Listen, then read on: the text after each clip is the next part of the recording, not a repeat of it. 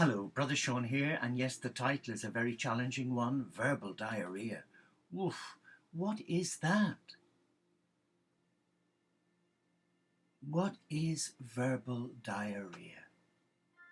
Well, let me tell you this. We had a visitor at the monastery last Wednesday. I'm struggling for nice words, but I've got to say something nice about them. They have a nice kitchen. There you go. All joking apart. I have met this person every year, once a year, when they call on the way to somewhere else. And it's non-stop wittering, chunnering. I don't know how they breathe.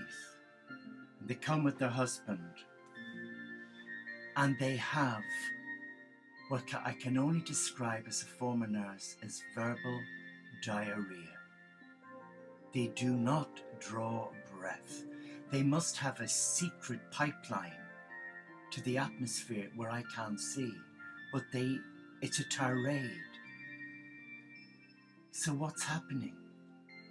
Why do they want to come here and sit and talk to us when they don't even give us the courtesy of listening? But in the conversation, they'll say, "And how are you?" And then they're off again. And you're there and you can feel your Mount Etna erupting within inside you.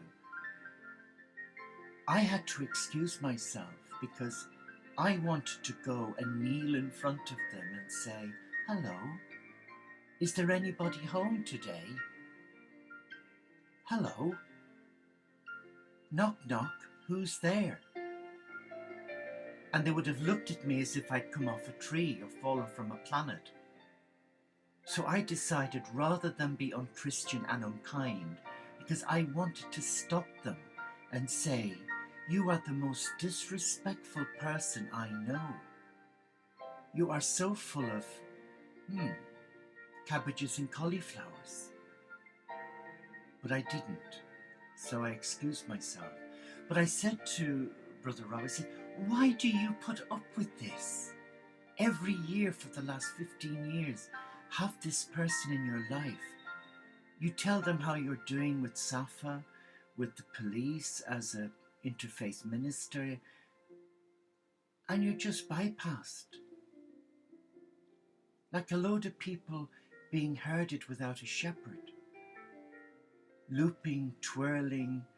Oh, he said, "I am so drained after that 2 hours." I said, "I wouldn't have entertained them for 10 minutes. But clearly the universe guided them here for them at least to get some of the wonderful energies that are here, to empower them hopefully in some way that when they do finally shut up in their sleep, that something will happen and empower them to stop chunnering." Have you got anyone in your life at this moment where they don't give a Castlemaine X about you and they're so full of their own nonsense, rottenness, ego, and when they've gone, you're feeling, "Phew," or is it just us? What is it saying about the person? How does God, a therapist, a counsellor, connect with someone like that? Well, the only way around it is a case of dynamite. No, it's not. Jesus does tell us that we have to be nice to those that really get on our nerves. And this person really gets on mine. So I have to take a deep breath and visualize that they are a child of God, that they have a right to love, and that there's a way of holding the energy, and as they're rabbiting on about a load of nonsense, you can quietly send them love. Challenging.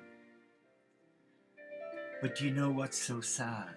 Today, in this beautiful world, the cathedral of God, nature, the birds, the wildlife, the deer, the sheep, the beautiful oceans, the sunrises and sunsets, the smell of the flowers in our monastery garden right now. Beautiful. The three little hens at the back who are hobbling away, they're having a great time. Nature is such a gift, and we don't see it. I didn't see it for 12 years when I worked on nights as a senior nurse in palliative care. I was so drunk with tiredness that it was bed and work, bed and work, bed and work. But now, as an enclosed monk, people say to me, "You're missing out. You need to get out more and let people see you." I said, "For what?" Most of society today are so preoccupied about self and their own worries, anxieties, and concerns that they blank you. They only contact you when they have a need for you. I had this lady in Scotland whose next door neighbour was giving them hell. Real hell. Where they'd knocked down the garden wall and they'd elevated this and done that, caused them thousands and thousands of pounds worth of property damage. They'd take them to court to claim unfair this, that and the other, and they were horrified because they were the innocent party. And I'm getting email after email after email, chapter and verse, every day. And there was times when they would phone me out of the blue, and out of courtesy I would listen and offer them support. And this went on for months. And then came a time when I needed them to do a favour for me, and I regretted asking, because I realised for the first time I was an inconvenience. They'd no more interest in me than they had a man on the moon. And that's how society is becoming. They're focused on themselves, their career, and nothing and no one will get in the way. And if they do, they'll discredit you, or they'll obliterate you. And that is the sad reality. But you know what comes to mind here? The story of the rich man who feasted on the best food. He was an Epicurean, really. And there was a poor man under his table called Lazarus, who feasted off the crumbs and the scraps. And the rich man died and went to hell.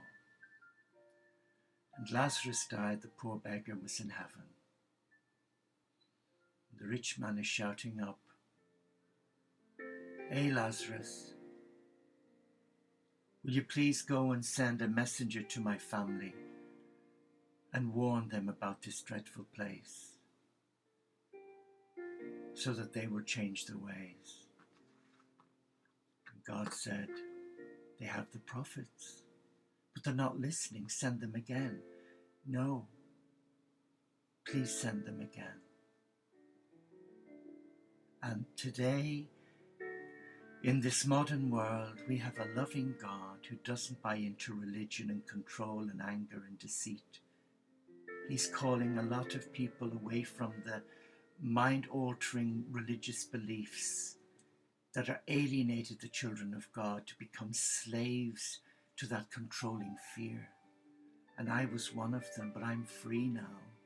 And part of my work as an enclosed monk is to empower people to take back their power, not to destroy their religious family, to pray for them, to bless them, to support them, but not buy into all that negativity that they're evil and a sinner, that unless they read this and do that, they won't go to heaven.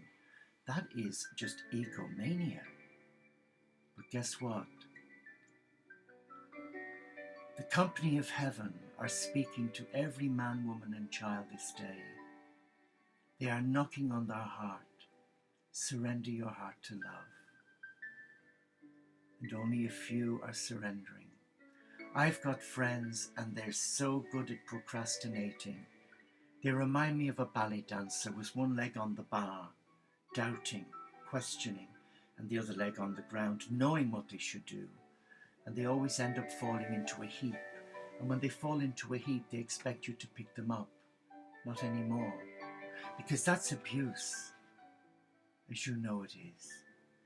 You and I have a duty of care today, and that is to allow what's happening happen, to allow our heart breathe the breath of God and listen to that beautiful language of love and silence and reclaim our divinity as a child of God.